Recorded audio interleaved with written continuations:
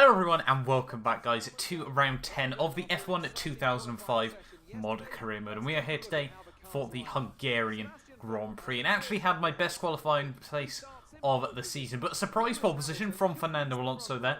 Usually obviously it's been McLaren OP in qualifying this season, but he was able to edge out Kimi Raikkonen there by just 0.034 seconds on the pole, so it seemed that Renault and myself could really give McLaren a run for their money in round 10 of the season. But if you did miss out on the last episode, I would highly recommend going back and checking out. And I will say now, I've recorded the next few episodes of this series as well. They are certainly races you do not want to miss. And obviously, if you are already subscribed, make sure you click the bell icon as well. YouTube is, well, broken. I think we can all finally accept that now. So obviously, if you don't want to miss an upload from this series, make sure you click that so obviously you don't miss out. As I said, YouTube is well and truly broken. But yeah, here we are then, on the grid, ready for round 10 of the season. It is 5 lights here in Hungary, and it's a lights out, and away we go, and off once again to an absolutely fantastic start there. Both McLarens and Fisichella bogged down there, so that's flicked straight up to P2.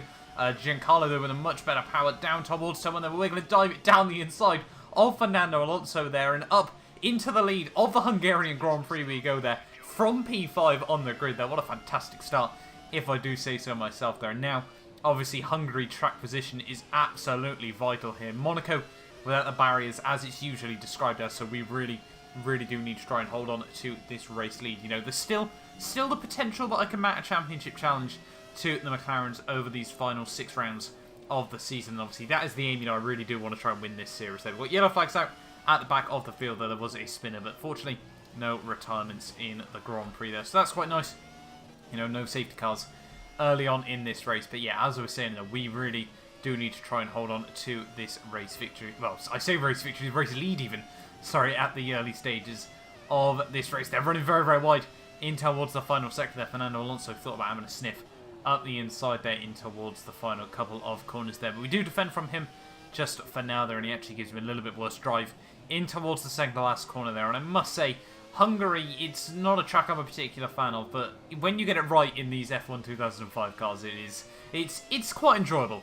I'm not going to lie. They're out of the final corner over the line to finish off lap 1 of the Grand Prix. We've already got a half-second lead over Fernando Alonso there, but we really do need to try and build this up over these next few laps, pull out another 3/10 over him on the next lap there. So now on the end of lap 3 though, and really, you know, the Renault is so quick there. We do still pull out another half-tenth though, setting fastest lap after fastest lap of this Grand Prix in the early stages there. Now, on to the end of lap 6, they're already a third of the way through this Grand Prix, and the gap pretty much stagnated at about 8 to 9 tenths of a second there. So, you know, it was potentially gonna get a bit tricky there as we make that little bit of a mistake once more there. But yeah, by the end of lap 7 though, and well, Fernando and Kimi Raikkonen there really did start to up the ante, and it was going to be difficult, you know, in the times of pit stops here. I really ideally wanted to just go 1 lap longer than the AI there, and Fernando Alonso and Kimi Raikkonen both diving into the pits on the end of that lap there, which means now this lap 8 is going to be absolutely critical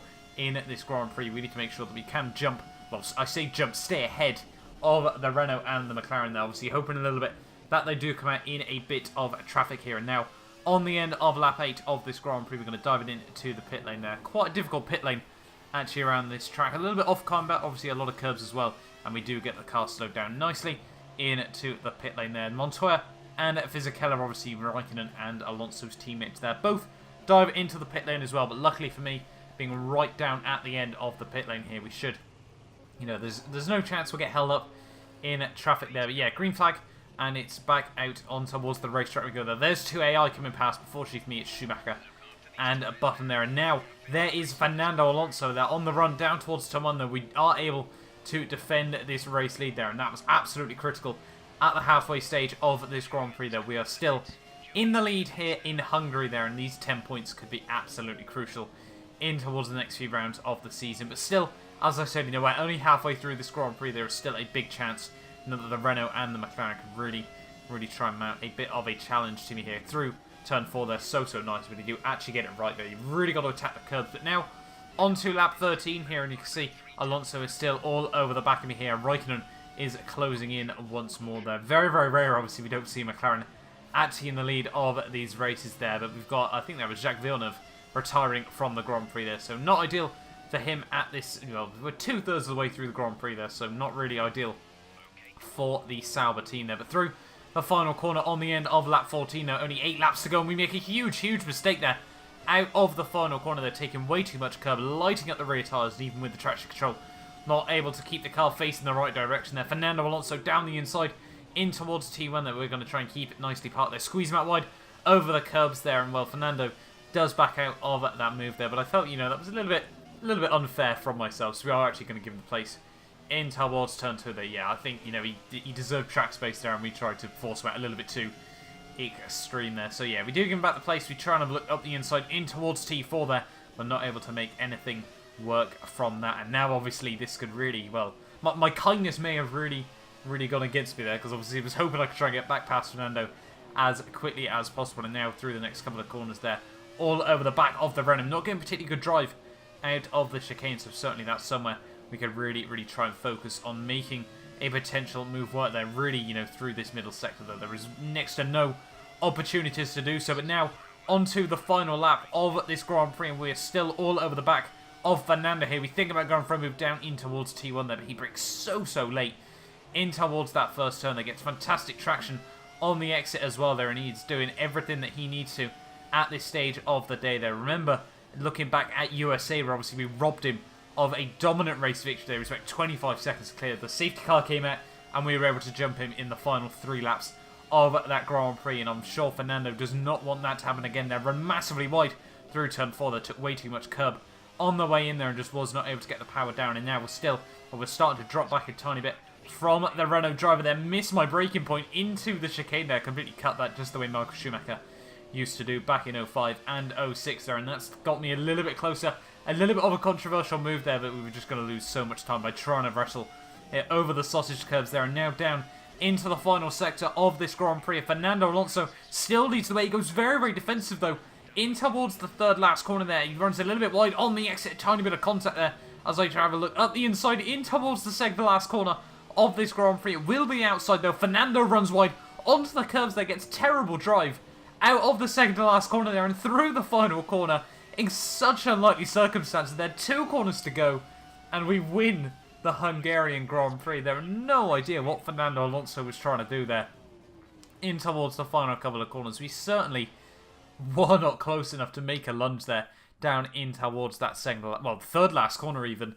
And well, Fernando went defensive anyway there, ruined his run in towards the second to last corner there. Ran massively deep through there as well, and well, you know, we're always going to pick up the pieces in this season, obviously, if we do really want to try and, you know, close up the gap to the McLarens there. So there we are then, the most unlikely of race victories there with just 1 corner to go of that Hungarian Grand Prix there. What a result in the end there. Fantastic racing between myself and Fernando Alonso there, and yeah, just able to sneak it through in the end. Michael Schumacher oddly happy with P4 there. I'm sure, you know, this season is not one he's going to be particularly happy with there, but yeah, the race victory then in the end of that Grand Prix there, and certainly, yeah, we can take that one back to the factory there. I think that's win number 4, win number 5 of the season there for myself, you know, which is really good to see there. The Renaults, though, actually both getting onto the podium at the end of that Grand Prix there, so good job by them, and well, they still are yet to get that elusive race victory so far this season. Obviously, it's just been myself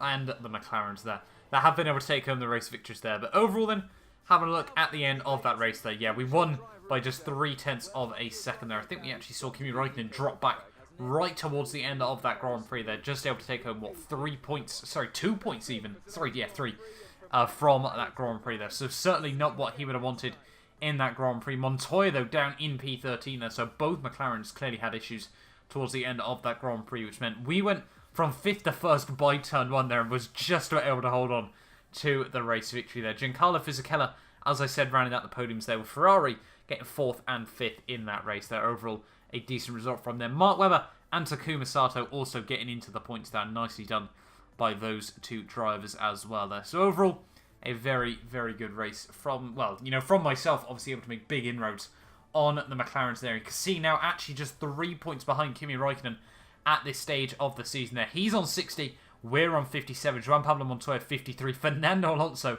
52 points. So if, Italy was the final race of the season, we would have a 4-way fight for the title there. Rubens Barrichello 1 point clear of Giancarlo Fisichella there with Michael Schumacher on 35.